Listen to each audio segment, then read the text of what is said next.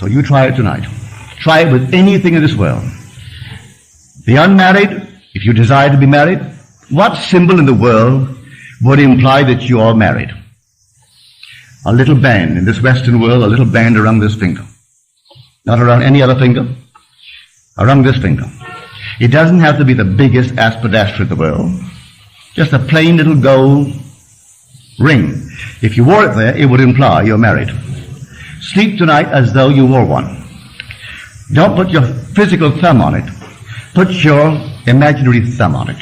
And feel it in your imagination. You can do it. Feel a ball. Can you feel it? Then feel a piece of silk. Feel this, one after the other. Can you discriminate between all these different sensations? If you can discriminate between this and a tennis ball and a baseball and a piece of silk, then you can't discriminate between nothings. They must exist, though unseen by your eyes, they still must exist.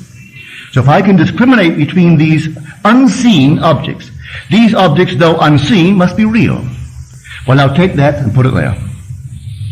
But feel when you wear it that you are proud of the one who put it there. You don't have to see what he looks like. When it's put there, you'll be proud of his name, to bear it, and you'll be proud of him. Just put it there. You know why I know that? My wife did it. She did it. Actually, she did it. One day she was in the presence of a so-called sensitive. And this one said to her, "Why did you take off your wedding ring?" She said, "I am not married." "Oh," she said, "don't fool me. You took off your wedding ring." She said, "But I'm not married." She said, "I'll even tell you his name."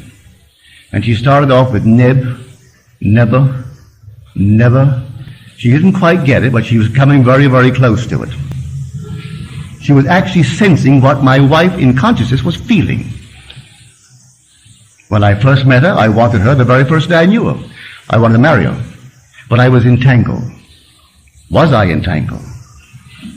But by this law, I disentangled myself. Without hurting anyone, I disengaged myself from all these complexities so that I could actually legitimately say, "Will you marry me?" But in the meanwhile, she was wearing the ring. I hadn't yet put it there, but she allowed me to put it there and slept as though I had put it there. So I tell you, unmarried ladies, if you desire to be married, maybe you don't. If you do, that's the way to do it. And you'll come out of the nowhere.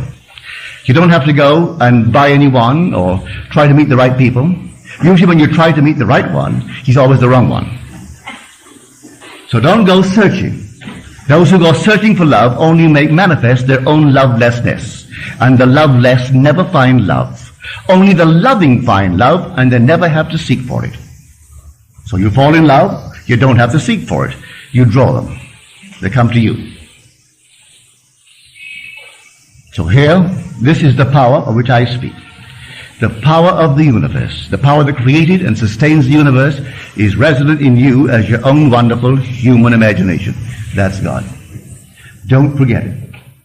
I know it's difficult when man has been trained to believe in an external God. And he goes to church and gets on his knees and he prays to an external God. And he goes home at night, maybe he does say his prayers, and he gets down on his knees and he prays to an external God. All right, maybe that's a nice thing for someone to do.